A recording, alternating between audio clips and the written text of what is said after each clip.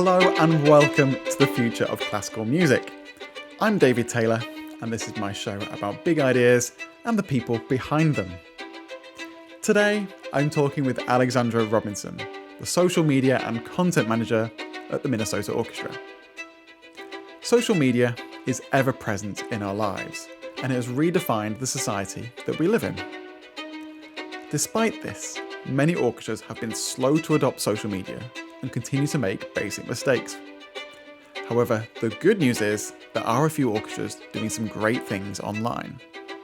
Now, if you're a follower of the blog, you already know just how much I love the Minnesota Orchestra. They are exceptional online, creating incredible and funny audience-focused content. And Alex is the driving force behind it all, and one of the leading social media and content managers in the industry.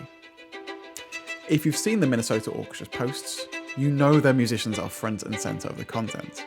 And if you've not seen them yet, I can highly recommend you go out and check out their socials. In this conversation, we spoke a lot about how to build trust with musicians, guest artists, and even the organisation as a whole to be able to create and implement an audience-focused strategy.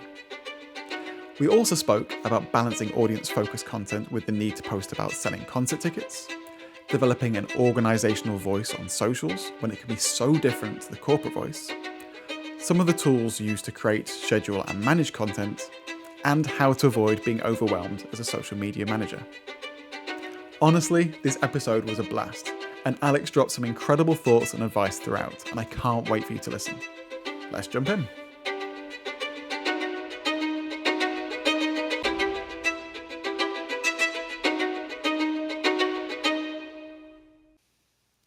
Hi, Alex. You are the social media and content manager for the Minnesota Orchestra. Thank you so much for being on the show. Thank you so much for having me, David. I'm so excited to be here. Pleasure. Well, I've long been an admirer of the Minnesota Orchestra in their social media, their marketing, their digital output. I'm going to resist fanboying for the next 30 minutes on this, but there's so much we can dive into of some of the incredible things you've been doing. Oh, thank you so much. Very welcome. Before we do though, I'd love to sort of get your grasp on what does your job entail? What are the nuts and bolts? Without being too blunt, what do you do? Yeah, that's such a good question. It's a little different every day. But my job kind of starts with content holistically. So I'm actually in the public relations department here at the Minnesota Orchestra. So not technically marketing, but we do collaborate very closely. Marketing and PR, very collaborative teams here. Um, I start with an editorial calendar. Basically take month by month and I look at topics that the orchestra needs to talk about, stories that need to be told.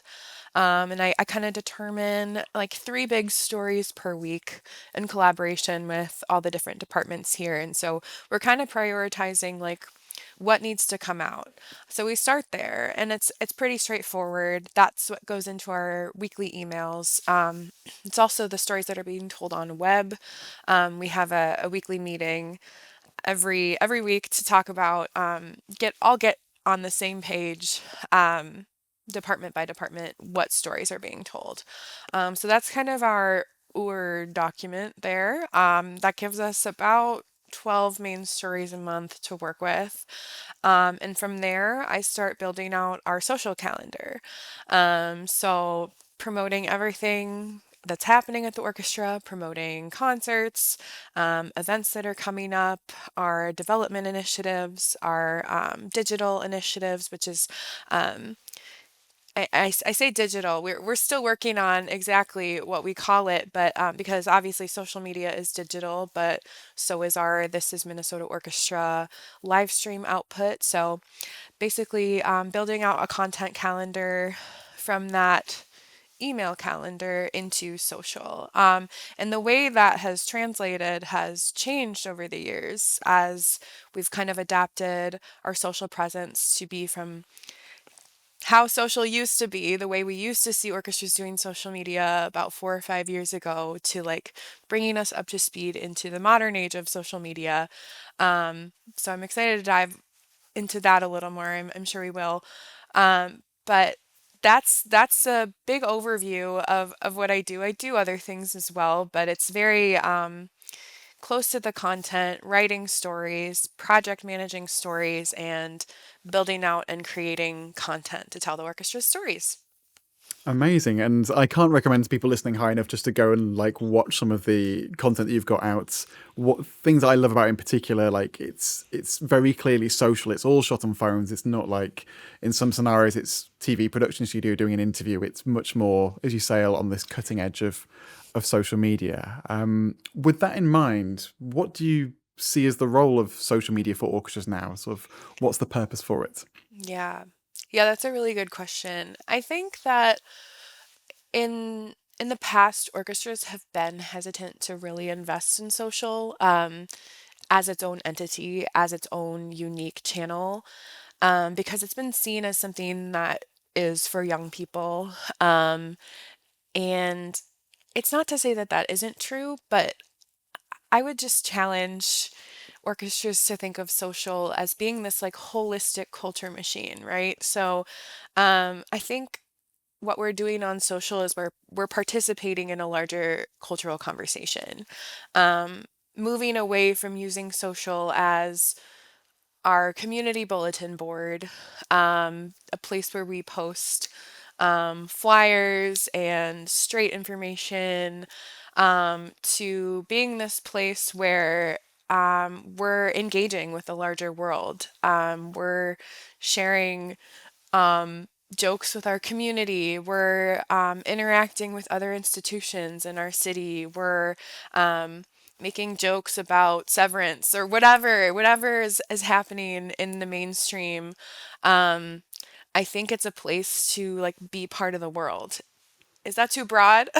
No, I think that's really positive, and I guess it comes back to kind of where you sit in the organization. Like historically, social media is under marketing, and like I love your phrase of social media being like a community bulletin board, which is much more constructive. It being just like shouting about adverts for concerts, but Mhm. this sort of transitioning it to being community focused. It's more around, I guess, in a way, audience relationship managing. And you're having that direct correspondence in a way that you wouldn't if it was just purely marketing and spending ad budget. Yeah, you're really building community there. And so I think posts need to be in service of that. And and obviously it's a place where you want to talk about what you do. You don't want to post about something that you're not that your organization isn't about. But I think I'm losing my train of thought a little bit, so I'm just gonna pause. Or um, okay, what am I trying to say? Um, yeah, it's so much more about a phrase I love to use to guide my posts is make your audience feel seen and not sold to. And just creating the sense of why is my audience here? What do they want on social platforms? They want to be entertained. Apps don't want to take the user to another place. They don't want Instagram doesn't want their users leaving Instagram and going to your website. Instagram wants users to stay on Instagram.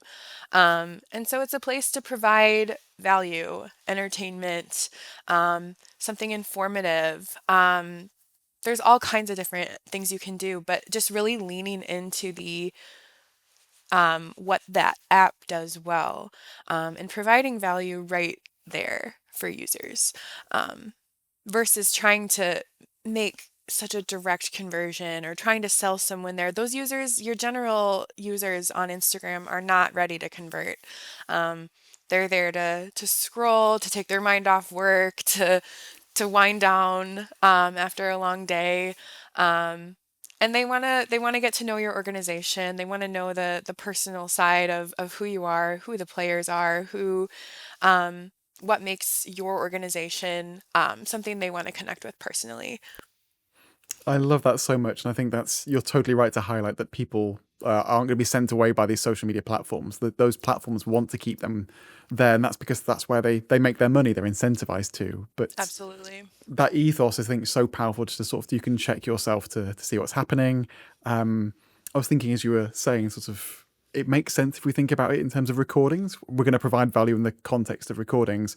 We're not going to interrupt every track to say, like, can you come to and buy a ticket to our concert? And it's Yeah. that same mentality that's sort of providing value going forwards.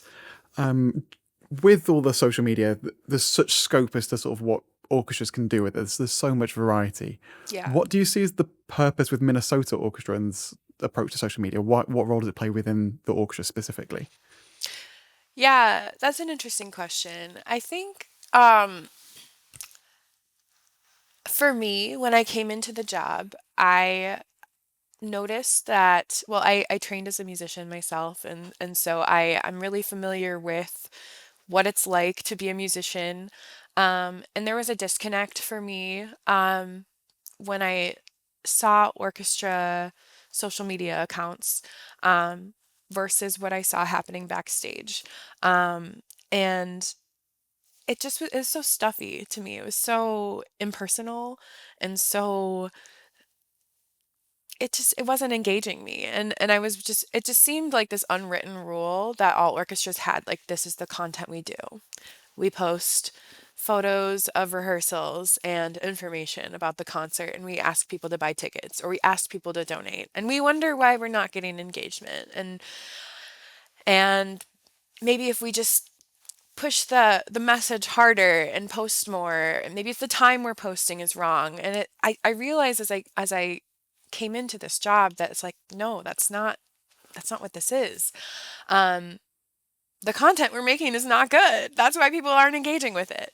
And so I'm seeing this, and I'm seeing a disconnect in the culture that's being presented online and what's actually happening. And what's actually happening here in Minnesota is we have this incredible group of musicians who are not only just some of the best musicians in the country, but they're so fun and funny and engaging um, across the whole orchestra.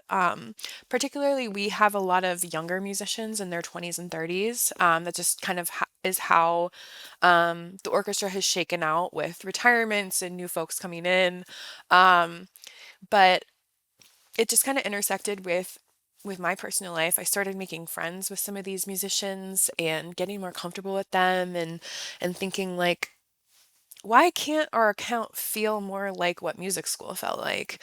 Why can't it feel more fun and off the cuff? And why can't some of those jokes come through? And why can't our audiences get to know our players the way that I know our players? Like, I know our violist, Ken Freed, is hilarious and does all these deadpan jokes in rehearsals. And um, another violist of ours, Lydia, is so funny and she's just always got these ideas. And the viola section's always playing pranks on each other. Um, and and every section just has their inside joke, and they all happen throughout rehearsal. Um, and these people are so fun. And I wanted that to come through so badly. And that's when I started kind of trying some of these um I don't like to call them trends. I like to call them formats. So some of these more popular formats that I see on social media, how can that, bring out the personality of this orchestra? And how can this place feel more human? Um, I think that's what was missing for me was humanity and, like, real humanity. And so I think that's what social does for Minnesota. Is it brings the humanity back into the orchestra and it brings that connection point in.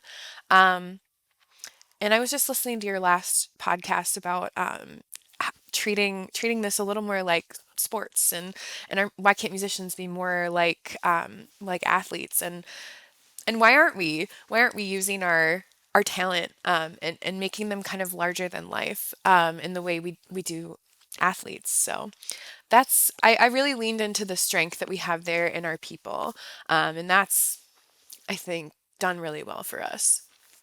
And I think it really comes through as well. Like, your musicians are everywhere on your social media, and the idea of authenticity, bridging the gap, and providing something of value to your audience really works there. Yeah.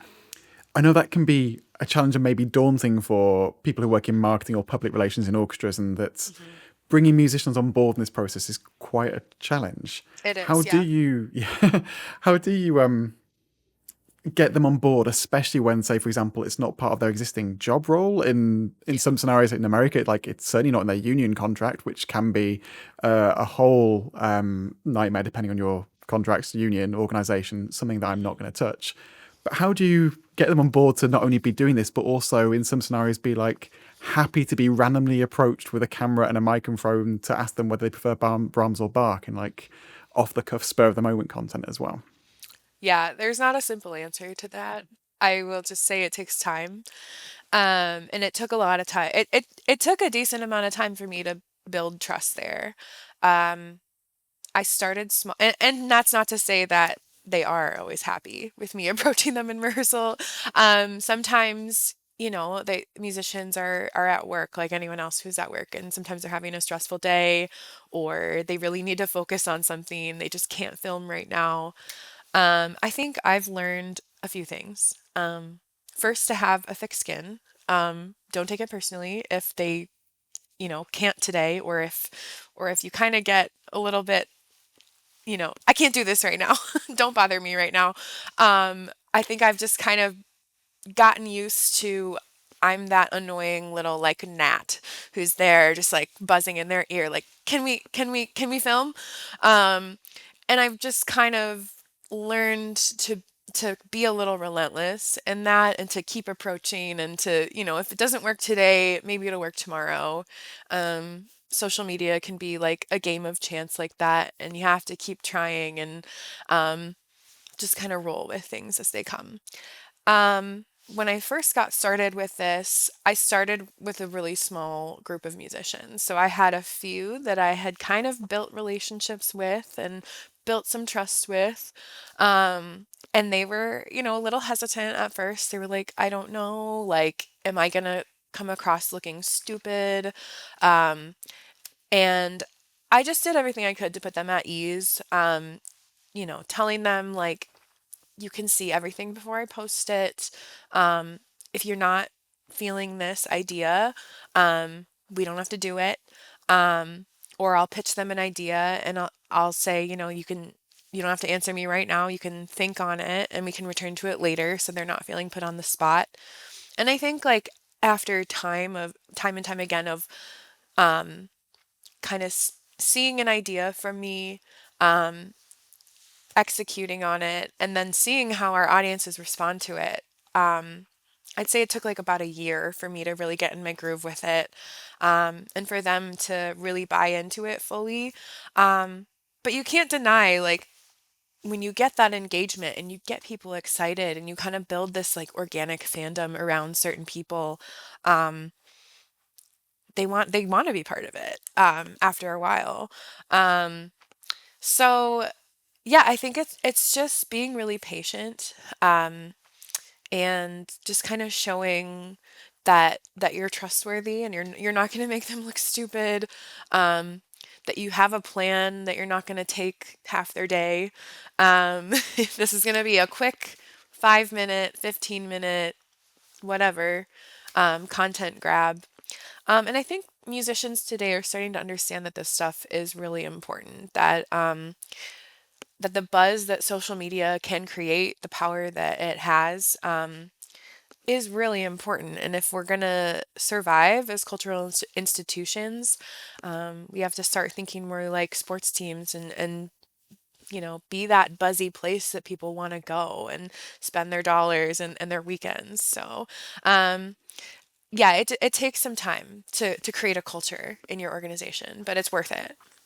Definitely, and I couldn't agree more with the sports analogy and this idea of being a part of it. You see how much their teams are documented. There's a newsletter that you recommended to me a while ago called Link in Yeah. Bio, and one of the Oh, yeah. articles in the last week was around what their social media manager and team did for an NFL team for the Super Bowl and Yeah. those sort of things. It's fascinating.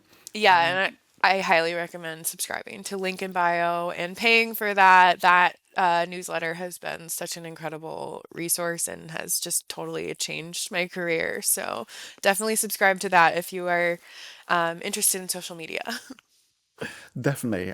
Can I just pick up on one thing you said to ask like a really short but very practical question? You Totally. said during that process that sort of you were getting musicians on board and like you can have final approval and I'll show you before it's posted. Hmm. In practicality, how does that look? Are you running around Yeah. with the phone at end of rehearsals? Do you have like a giant WhatsApp or like group chat? Is it the Oh my biggest email gosh. trail on the planet? Because I imagine like the time and energy to practically do that could be quite difficult. Yeah. So I'll clarify a little bit. They don't see everything that I post, and if they did, I would never get any work done. I think that at first I was, showing more and getting more approvals, and now I have a lot of trust now that I'm not going to post anything that makes us look stupid or anything that's not going to have a point. Yeah. That's not gonna be something that is necessary and really useful for us. What does that look like practically? It's different every time. I think, and it just has to be. I think you have to be a really adaptable person to be successful as a social media marketer. Sometimes it is me running around at rehearsal backstage, seeing what I can get, approaching people, and they have no warning that I was going to be there. That happens quite frequently because that's just how fast social moves. You see a trend, you see something, I'm often like working from home and I see something on social and I'm like, I have to go to rehearsal now and see what if I can get this, if I can, because I was just so inspired by this thing I saw. Sometimes it is emailing a small group of people to give them a heads up, like, hey, I'm going to be asking you for a plot summary of this opera we're performing, just so you know, be ready. Um, and sometimes I have a small group. It's an informal committee that we have, but our social media committee, made up of musicians and a few staff on there as well. But we have a group chat, a group text, and sometimes I'll just send them ideas for posts. They send me ideas. We're always going back and forth. But if I if I have an idea that I want to try in rehearsal, I'll say there's one particular video from a couple of years ago that I'm thinking of. Fabian Gabel was here in Minneapolis conducting um, with a piano soloist, and I'm blanking on his name right now. I can find it later. Um, but I had this idea. I wanted to do this trending dance video, and it was one where a lot of brands were doing it. They were taping up a phone up high um, and kind of like cutting the scenes together. So you get the scene of somebody taping the phone up, and then the angle changes where that phone is like recording from above and they're all doing the dance and you cut it together and it's just so charming. Um, and so I texted the group chat. I said like, "Hey guys, do you think we could get enough people together to do this after rehearsal? And then we could caption it like, how we get ready for a concert." And everyone was like really into it. They were excited to do it. And then at the last minute, our what's her title? Susie. She's our associate concertmaster. Um, she got really excited about it. And as rehearsal was wrapping, she ran out, she grabbed Fabian and said, "Hey, come be in this video with us." And he just was game. He was ready to go. And he kind of ended up starring in that video, and it was so much fun. And so that came together super last minute. You can't really plan for that. You kind of just have to like rely on the synergy of the artists that you have there and the excitement that the musicians are giving you and roll with it. So, um, yeah, it's all different kinds of communication streams, text, email, and sometimes it's just spur of the moment. I love it. And I love the idea of being flexible, as you say, like there's be so many different demands, timings, challenges, and like that ability to adapt must be so important to it all. Yeah. Hmm. You've spoken a lot about trust with the musicians, and I think that's such a key part. Hmm. With Minnesota Orchestra, I think one of the things that stands out with your socials is you have such a unique voice as well. And this, in essence, is the voice of an organization, which Hmm. in many scenarios for orchestras, that's quite a formal or corporate voice, whereas Yeah. yours is much more, I'm not sure how you define it, but feels cheeky, playful, youthful, Yeah. maybe sassy at times. That's me projecting because I love sassy. How do you build the trust within an organization for being able to take risks on the voice, and also how do you develop what your voice is as well? Because I guess that's the whole process to what you want the orchestra to be as a voice. Yeah. Yeah, I don't know if I can speak as an authority on this, but I can speak to what's worked for me. um, and that's to say that I just took a big risk. I think the first time I had a post do really well um, was not something I asked approval for. Um, I just did it. And it was around Thanksgiving. So here in the States, we were all off for a Thursday, Friday holiday. Um, and I had just been feeling kind of frustrated with social media. I was like, this is this is my job. And um, I'm doing I'm ticking all the boxes. I know I'm doing an effective job. I'm doing an adequate job.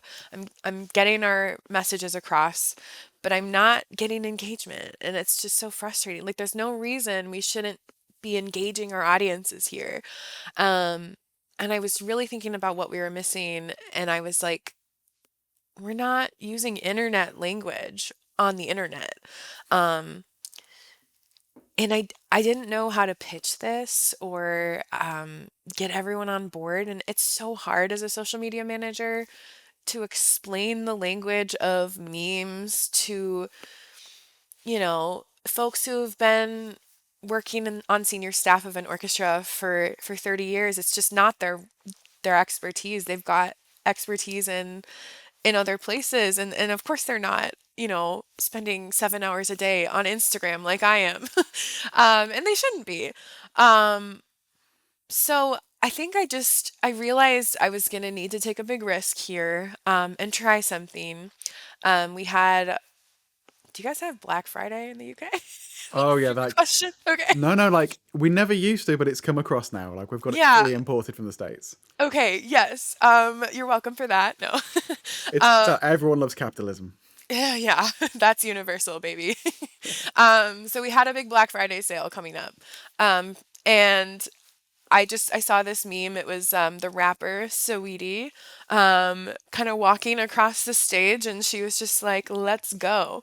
And I saw so many brands. I actually saw the Milwaukee Public Library do this, and I thought, like if a library is doing this, surely we can do this. Um, and I just thought I was so funny. A lot of our team was offline already, and I made this meme. You put Saweetie right there in the CapCut template, and then I captioned it like POV, Minnesota Orchestra's Black Friday sale is on. And it went crazy because people weren't expecting it at all. They were like, what the heck? Like, who approved this? This is crazy. I'd never seen so many shares on a post. And like, luckily, I didn't get in trouble. Like, my boss liked it. She was like, this is different, but it's working and it's hilarious.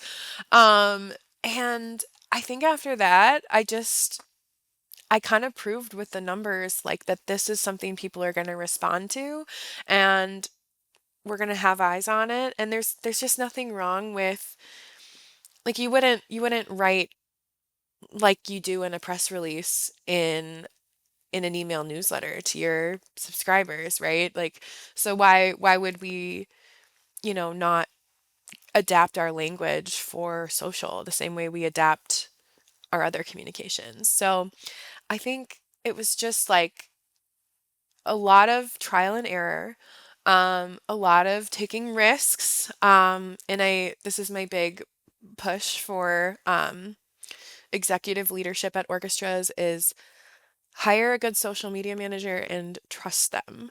Don't question them too much because it's going to be so difficult for them to explain the language of the internet. It's not going to be something that someone who's not super chronically online is always going to understand.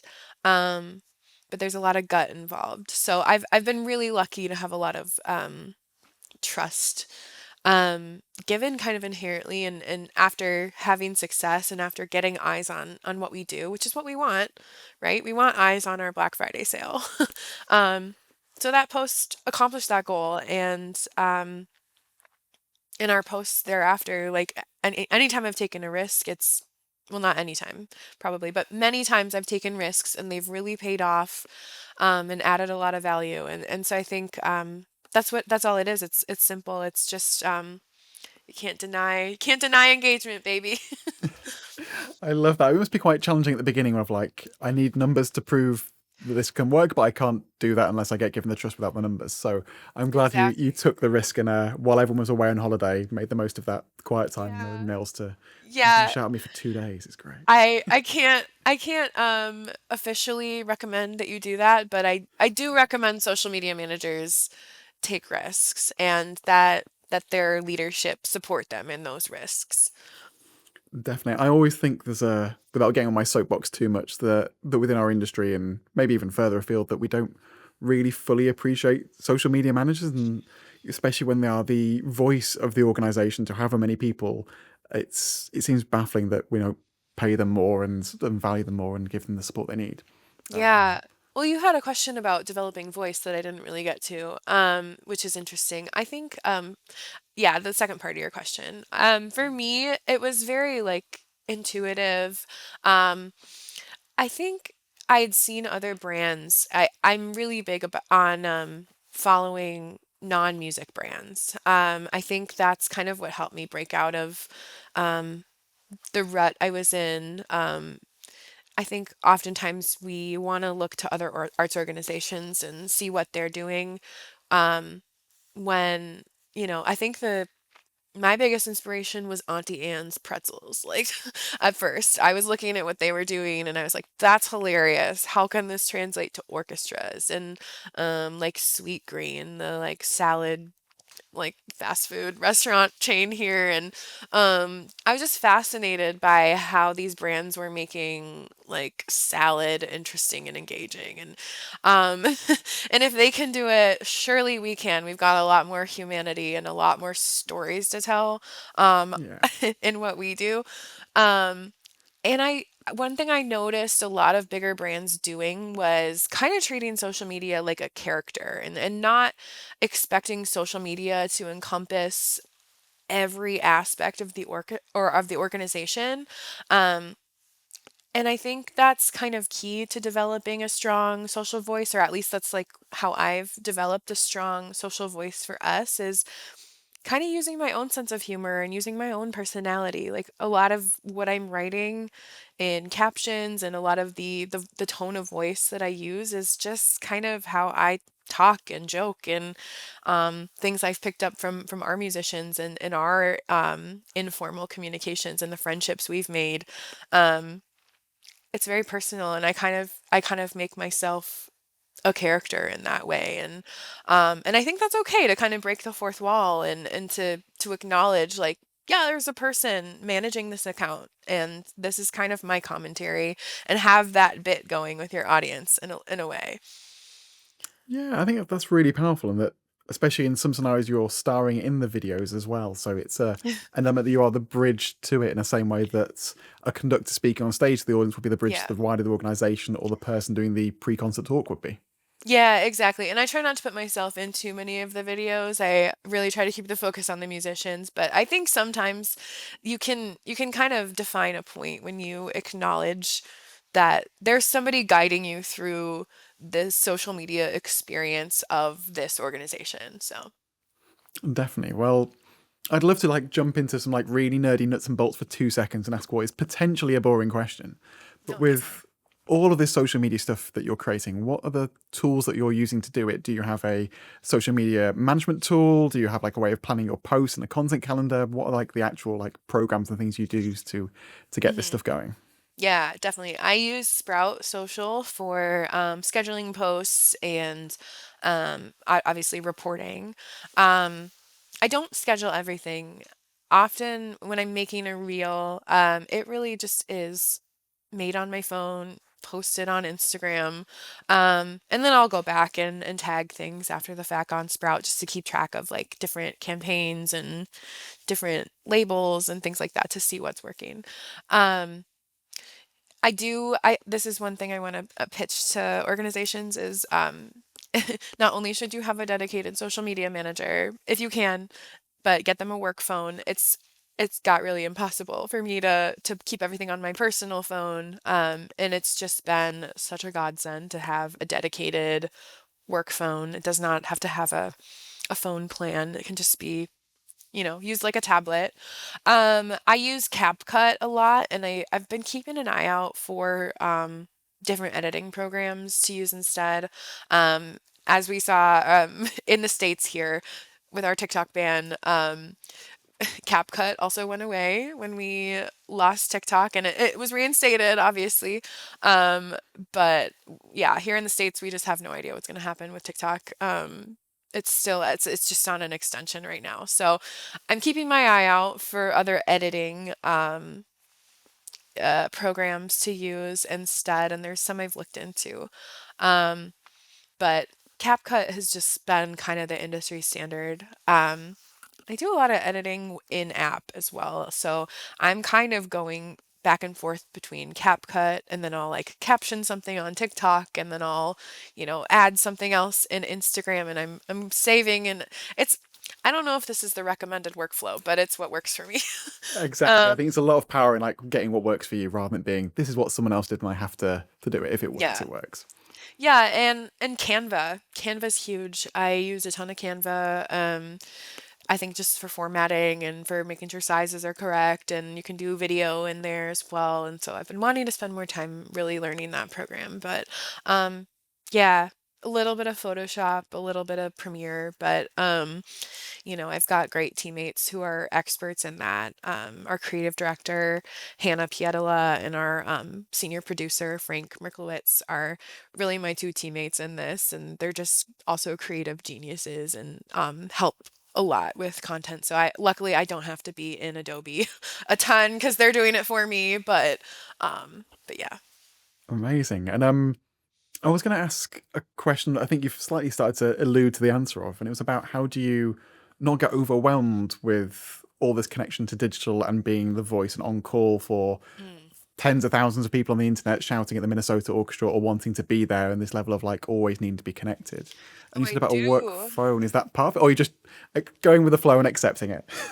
I do get overwhelmed. I get overwhelmed frequently. I go in stages with it.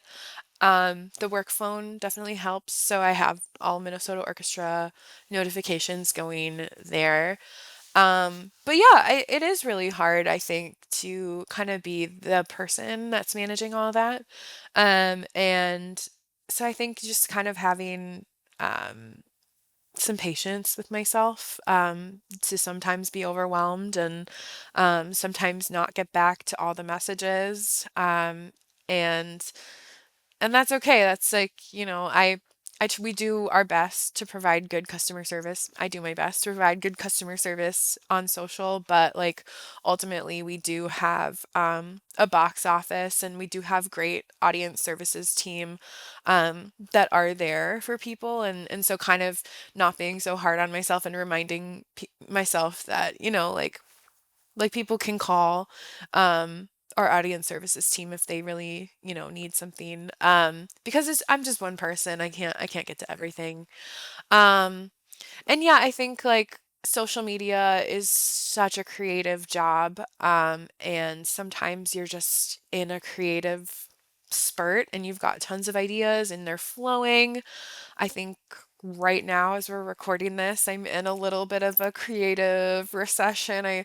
I'm struggling with ideas right now, and not everything is gonna, perform perfectly, and that's okay too. It's like not everything has to be a banger. Yeah. Um so I think just having patience with yourself and knowing that these things ebb and flow, and sometimes you're going to be perfectly on top of it. Sometimes you're going to be overwhelmed, and that's kind of part of the job. I think that's a really good point to sort of to wrap things up on this like element of almost not acceptance but acknowledgement that things can be tough and that's completely okay, and that Mhm. again there's a support network, there's the things in the organization that can be there put in place to really help with it. Yeah, my dream is for orchestras to have um teams, social media teams. I think we might see it move that way. I've seen more, at least American orchestras, get dedicated social media managers, and that's amazing. I think it's so needed. And as we continue to see social media um, move, um, be important to what we do and see our audiences respond to it, we'll see the need for more. Um, so that's I'm trying to manifest social media teams being normalized for orchestras. I love it. In the same way that having a digital team or a tech team or an IT team as part of an organization wasn't normal, now it Yeah. is Yep. 100% on the way forward. Yep. Wonderful. Absolutely. So, as we're wrapping up now, going into the standard Future of Classical Music podcast questions, if you could change one thing in the industry, what would it be and why? Which might be just what you said a second ago. Yeah, I think just a general, there's a sense that we do things because we've always done them that way. And I just want us to question that more. The world has changed so much, um, even in just the last 5 years. And so I think just an openness. I want to see an openness to question the way we do things and an excitement to adapt. Love it. I think that's so prevalent, especially off the back of like the pandemic, and we saw this big period of it, sort of experimentation. We haven't really carried it on in some scenarios. We've sort of taken a step back. It'd be great to keep on questioning.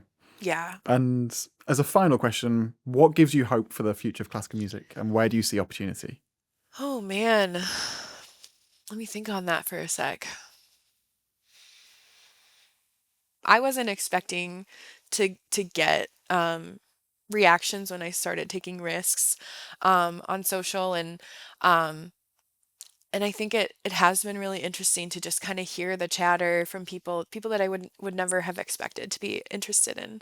Um, Seeing reactions that you don't expect on these platforms that you never expect to perform has been really exciting and seeing more and more orchestras um, adapt and add social teams or social team members to their staffs. And I think just in the last like year or so, I've seen orchestra content get so much better.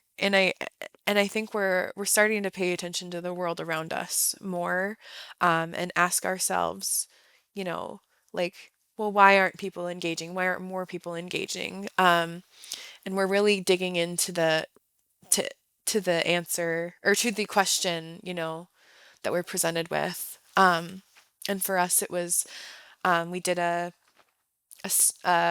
study with our community, and a lot of folks in Minneapolis just felt like what the orchestra didn't apply to them, and we're really like digging into like, well, what is it about what we do that applies to people, and coming up with good solutions to that, and showing folks like, hey, like this is here for you. um, it's accessible to you. We play things that you would be interested in that would really like open up your world and just make it feel bigger. Um, so yeah, it's exciting to see it happening right here in Minnesota, and it's exciting to see it happen all over the states and beyond. And so I'm just excited to see more good orchestra content coming out.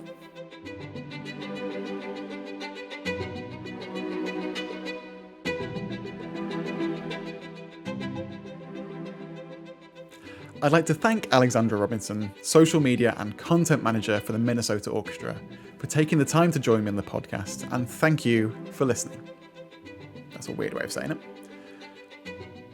I'd like to thank Alexandra Robinson, social media and content manager for the Minnesota Orchestra, for taking the time to join me on the podcast, and thank you for listening. If you'd like to let me know what you think of the podcast, any requests for topics, or in fact anything else, you can email david@david-taylor.org or reach out on social media. You can find links to all of those at david-taylor.org. There, you can also find more blogs on the future of classical music, and this week I've dived into the best season launches of the year.